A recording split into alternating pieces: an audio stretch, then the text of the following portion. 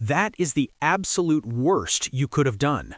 Jonathan Peterlin, the Cleveland radio host who has covered the Browns for over a decade, didn't hold back Wednesday afternoon when Todd Monken's name was announced as the franchise's 19th full-time head coach. Not Grant Udinski, the 30-year-old offensive genius who had Browns fans dreaming of innovation. Not Nate Scheelhaase, the 35-year-old Rams passing game coordinator who represents the future. Not even Jim Schwartz, the defensive coordinator who built the #1 defense in football and was passed over twice.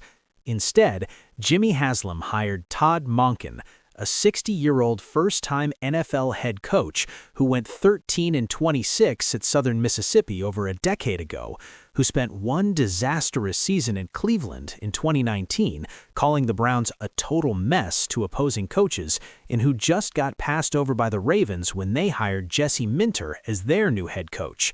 And the reaction from Browns Nation wasn't just disappointment, it was fury. Pure, unfiltered, cancel your season tickets fury.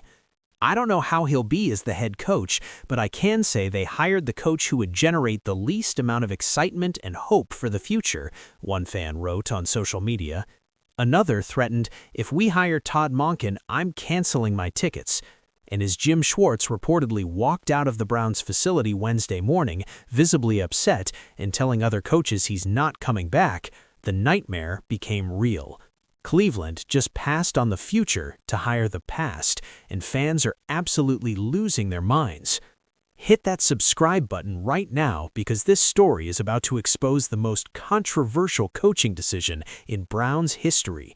This isn't just about Todd Monken. This is about Grant Udinski withdrawing, young stars being rejected, Jim Schwartz walking out, and why Browns fans are calling this the absolute worst hire Jimmy Haslam could have made. Let's start with the explosion of fan rage that flooded social media within minutes of the announcement. The Browns chose Monken because he was the only candidate who agreed to keep Schwartz as defensive coordinator. This is an absolute clown show. If they wanted to keep Schwartz that bad, then make him the head coach. That tweet captured the sentiment perfectly. Cleveland spent 24 days conducting one of the most exhaustive coaching searches in recent memory, interviewing 10 candidates, flying people in from across the country, asking them to write essays and provide detailed plans, and in the end, they hired a 60-year-old offensive coordinator who's never been an NFL head coach because he was willing to keep Schwartz. Except Schwartz didn't want to stay, and now the Browns have neither the young offensive genius they needed nor the defensive coordinator who made them elite. They have Todd Monken, a compromise nobody wanted. The irony is suffocating. Todd Monken was the Browns' offensive coordinator in 2019 under Freddie Kitchens. That season was a disaster. The Browns went 6-10 despite having Baker Mayfield, Chubb, Odell Beckham Jr., and Jarvis Landry. The offense underperformed. Kitchens was calling the plays, not Monken, which created confusion, and according to reports from that season, Monken was so frustrated with the dysfunction that he told opposing coaches the Browns were a total mess. He trashed his own team, and now, 7 years later, he's back as the head coach. 2019, Browns OC Todd Monken reportedly calls the team a total mess prior to games. 2026, Todd Monken is named the HC of the Browns, one fan tweeted, perfectly encapsulating the absurdity. But the real outrage centers on who Cleveland didn't hire. Grant Udinski was the dream candidate for many Browns fans. At 30 years old, he represents everything the NFL is trending toward: young, innovative, quarterback-focused. He turned Sam Darnold from a bust into a Pro Bowl-caliber starter in Minnesota. He's working with Trevor Lawrence in Jacksonville and helped him have a career year before injuries derailed the season. He interviewed twice with Cleveland, reportedly nailed both interviews, and was considered a finalist. And then Monday, he withdrew, just pulled out completely, decided to stay in Jacksonville as offensive coordinator rather than become Cleveland's head coach. Think about that. A 30-year-old coordinator with zero head coaching experience looked at the Browns' job and said, "No thanks, I'd rather stay where I am." That's humiliating. That's a referendum on how toxic this organization has become, and fans know it. Nate Scheelhaase, the 35-year-old Rams passing game coordinator, was another exciting option. He's part of Sean McVay's offensive tree. He's worked with Matthew Stafford and Cooper Kupp. He represents modern offensive football. And he interviewed with Cleveland, got to the final round, and then decided to stay in Los Angeles. He'd rather be a passing game coordinator for the Rams than the head coach of the Browns. Again, the optics are brutal. Young, talented coaches are running away from Cleveland, and instead of pivoting to someone like Jim Schwartz, who at least built an elite defense and wanted the job, the Browns hired Todd Monken, a guy who turned 60 on February 5th, who has never been an NFL head coach, whose only head coaching experience was going 13-26 at Southern Miss from 2013 to 2015. This isn't the future, this is desperation. And the Jim Schwartz situation makes it even worse. According to Tom Pelissero of NFL Network, after the Browns informed Schwartz they were hiring Monken, Schwartz was visibly upset, said goodbyes in the building, and told other coaches he's not coming back. He walked out, just like that. The defensive coordinator who has been the architect of Cleveland's elite defense for 3 years, who turned Myles Garrett into the NFL's single-season sack record holder with 23, who coached Carson Schweizinger into the favorite for Defensive Rookie of the Year, looked at this decision and said, "I'm done," and fans are devastated. Jim Schwartz is the key in salvaging some PR in the hiring of Todd Monken. If Schwartz leaves, good luck, Tony Grossi, the longtime Browns beat writer, tweeted. That's not an exaggeration. Schwartz leaving doesn't just hurt the defense, it exposes the entire organizational dysfunction. The Browns prioritized keeping Schwartz so much that they hired a head coach willing to work with them, and Schwartz left anyway. That's not just bad, that's humiliating. The fan reaction on Twitter was savage. "I wanted a young offensive coach. With Lamar Jackson, he wasn't able to make it work," one fan wrote, referencing Monken's time in Baltimore, where the Ravens ranked 11th in scoring, despite having a 2-time MVP quarterback. That's a fair criticism. Monken had Lamar Jackson, one of the most talented quarterbacks in football, and the Ravens' offense was good but not great. They ranked 2nd in rushing, but only 11th in points per game. Compare that to Greg Roman, Lamar's previous offensive coordinator, who had the Ravens scoring over 30 points per game in 2019 and 2020. Monken's offense was run-heavy and conservative, and now he's supposed to come to Cleveland where the quarterback situation is a complete disaster and somehow be better? Fans aren't buying it.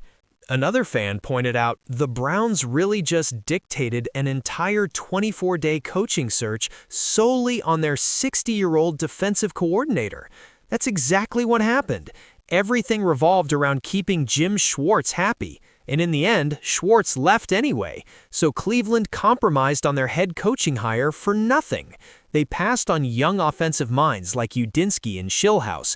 They passed on defensive stability with Schwartz, and they hired a 60-year-old offensive coordinator with no NFL head coaching experience who called them a total mess 6 years ago.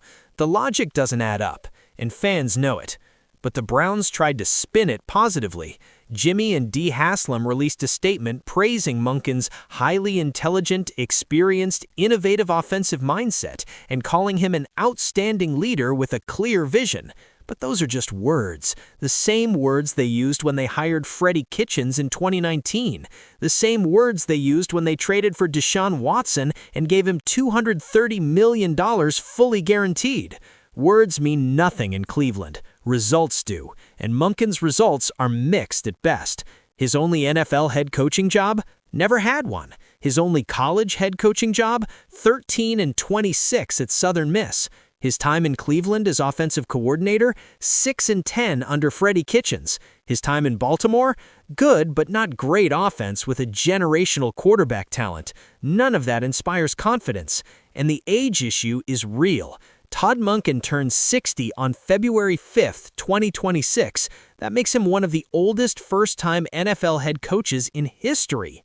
The NFL. Another fan pointed out, the Browns really just dictated an entire 24-day coaching search solely on their 60-year-old defensive coordinator. That's exactly what happened. Everything revolved around keeping Jim Schwartz happy. And in the end, Schwartz left anyway, so Cleveland compromised on their head coaching hire for nothing.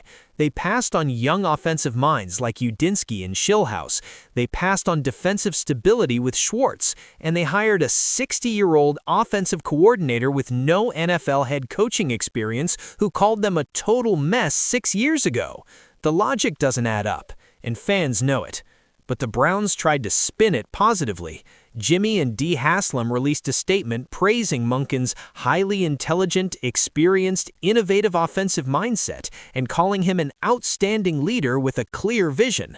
But those are just words. The same words they used when they hired Freddie Kitchens in 2019. The same words they used when they traded for Deshaun Watson and gave him $230 million fully guaranteed. Words mean nothing in Cleveland. Results do, and Monken's results are mixed at best. His only NFL head coaching job? Never had one. His only college head coaching job? 13-26 at Southern Miss. His time in Cleveland as offensive coordinator? 6-10 under Freddie Kitchens. His time in Baltimore? Good but not great offense with a generational quarterback talent. None of that inspires confidence. And the age issue is real. Todd Monken turned 60 on February 5, 2026. That makes him one of the oldest first-time NFL head coaches in history. The NFL is trending younger. The Chicago Bears hired 38-year-old Ben Johnson. The Raiders hired 39-year-old Pete Carroll. The Falcons hired 44-year-old Kevin Stefanski. And the Browns hired a 60-year-old who's never done this before. How long is this window? If Monken struggles in year 1, which is almost guaranteed given the roster, does he get 4 or 5 years to turn it around? Or does Jimmy Haslam, who has fired 6 head coaches in 13 years, panic after one bad season and start over again? The track record suggests the latter, and that means Monken might be a lame duck coach before he ever coaches a game. The quarterback situation is the biggest challenge.